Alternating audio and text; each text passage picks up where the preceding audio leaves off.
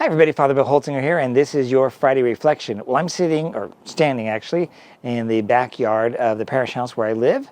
The parish is just right over there, and so I can hear from the house the children playing in the playground, screaming, laughing, all that kind of stuff.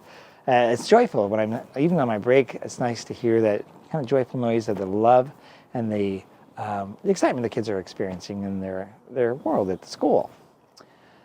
I want to share with you a couple things. So some updates. Number one is going to be a mystery update. One is when you come to church, when you approach the front doors, something's different. The question is, what is it and why is it?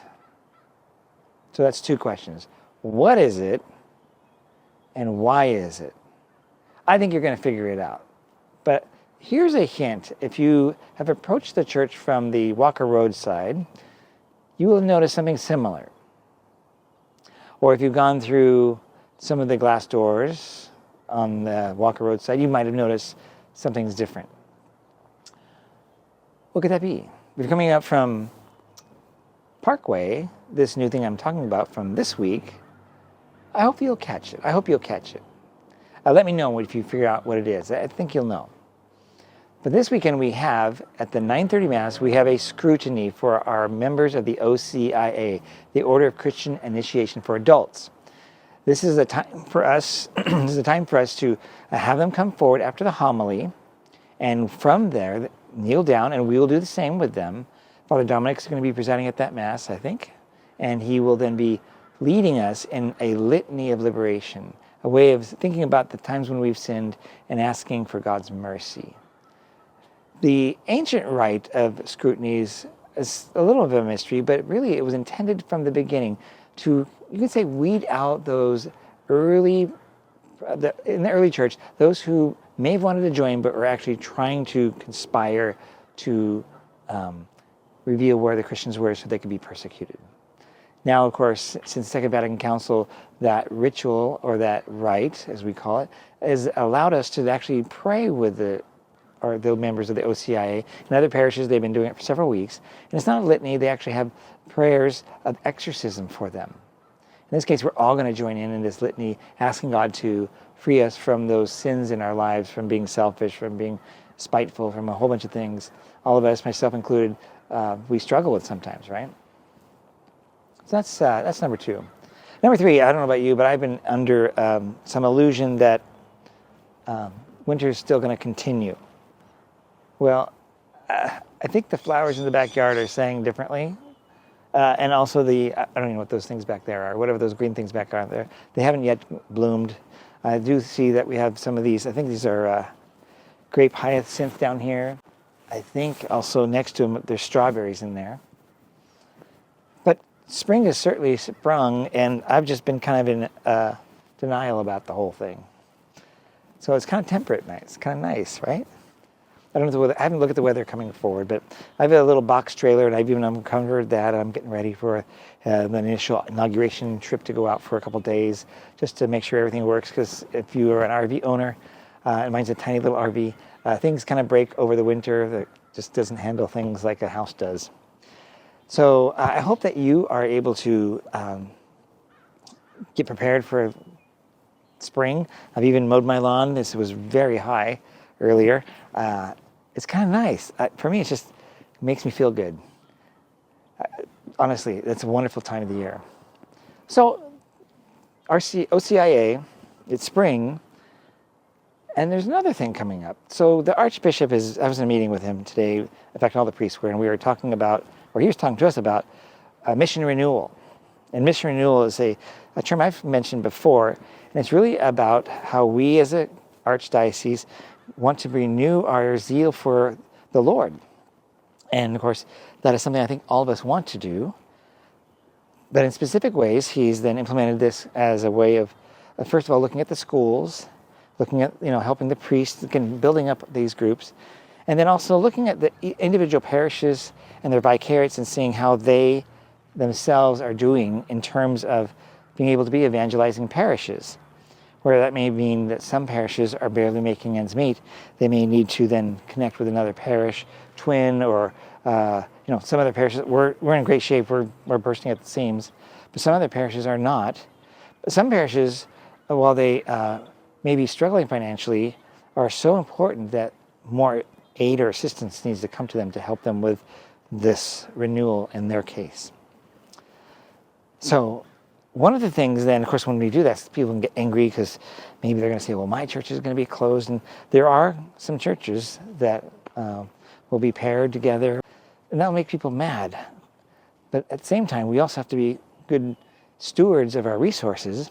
At the same time, we need to be mindful of how we can build up the faith. One of those things, though, that when we try to go out and get serious about the faith will be that Satan then wants to get involved. Satan wants to turn our hearts to anger and spitefulness and all these things that this litany that we're going to hear this weekend, we need to, you could say, grapple with. Sin is real, evil is real, and we need to deal with this. At the beginning of the pandemic, there was so much of the struggles going on. Also, there was riots, you might remember, in downtown Portland, etc. And the Archbishop had asked us to begin praying after the end of Mass a special prayer, the prayer of St. Michael. But he was asking for us to consider that back then, and down south I'd done it. But I'd ask, like, well, how long do you want us to be doing this? And I never really got a specific answer to that. But today he made it clear that he's really hoping that we would continue doing it, or if we're not doing it, to pick it up and start doing it. So that's something on the docket for us to kind of consider in the months or the weeks ahead, to kind of figure out, well, okay, great, we can do that. When will we do that? How will we then start that in a certain time? Like, I don't like to just throw things out. I'd like rather to find a particular, like a season to start it, or a particular time or a certain feast to start it. And what it'll look like is basically after the priest, after myself or Father Dominic, blesses us at the end of Mass, then we'll say the St. Michael prayer. And I also notice we do pray it at the parish, at the Rosary every morning, but this is an ask from the Archbishop about it at the end of Masses, the regular Sunday Masses, not like there's big solemnities of like Easter or Christmas, that kind of thing, or like confirmations, but our regular Sunday Masses. And I'm not sure about, I have to figure out, maybe it's also the daily Masses, I don't know. That would be a duplication, because we already do that from with the Rosary every morning. So that's something that's kind of coming forward. Also something that's coming forward, we're in the process now of looking at our project for a new hall and new offices. Clearly, Walker Road is now being, let's say, work is being done on Walker Road, even if it's just some trees right now that's been cut down. So I then entertained and contacted the Archdiocese to get permission to rework our master plan, talking an email to the Archbishop and the Vicar of Clergy, which is Father Todd Molinari, in which case then we'll then start dialoguing with the Building Commission. The Building Commission has experts that will review some of our plans. And right now what we need to do, the next steps, because we kind of have a basic plan, and I'll be publishing that in a bulletin soon coming near you. Hasn't changed much since the last time we published it, but maybe it's some small details.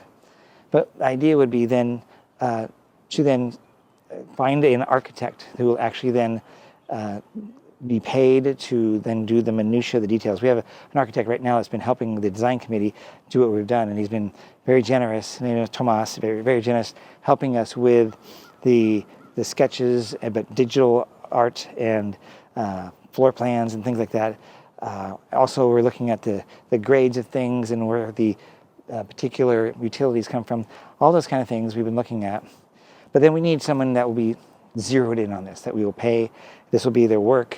And then from them, they will also recommend a contractor. From there, then the contractor with the architect will be able to give us a sense of how much this building would be, the hall and this set of offices. And we would then go forward to seek out a company that does fundraising and do what's called a feasibility study. Feasibility studies are the way to figure out how much can a parish raise for a whatever project that is being asked for. And then we'll get a sense of, is this doable or not? Or do we need to make changes or whatever? Does it have to be in phases? who knows what that'll be. But that's kind of the longer run. That's many, many months out, of course. But those are things that are going on. And I think it's important they just kind of let you know. So, the things that are happening right now to the things that are going to be happening, in the near future. But a lot of things going on. And I ask for your prayers because, when there's a lot of things going on that could be stressful for me, our staff, for you. And I don't want that. I don't want people to get so stressed that it becomes an obstacle to the faith. But that's where we also need to pray anyway. So, the St. Michael prayer may be good for us as we start to go through these changing the processes, looking at what possibilities could be for this new hall and a set of offices. So I'd ask you to start, on your own, just praying for wisdom and for guidance. The Holy Spirit would help us and the team, the design committee, along with the new architect that we will be connecting with, to get us to be where we need to be. And that's pretty much it. Other than I want to ask you for your prayers, because this weekend it's my turn to offer the homily. Last week, Father Dominic gave a great homily, and we were reviewing it today. Today's a Wednesday. And it was wonderful. Just kind of, his sense of humor is dry, but it's intelligent. It's quite funny. I'm kind of concerned about myself. Maybe someone mentioned yesterday, you're kind of like the dad joke approach to humor. I'm like, yeah, I think so. That's probably me. It's not so cutting and intelligent. It's more kind of corny. And that's my weird sense of humor. So pray for me, and I will, of course, be praying for all of you. Help me so that I will then offer a homily that we all need to hear in our faith life. God bless you, and I'll see you this weekend. Bye-bye.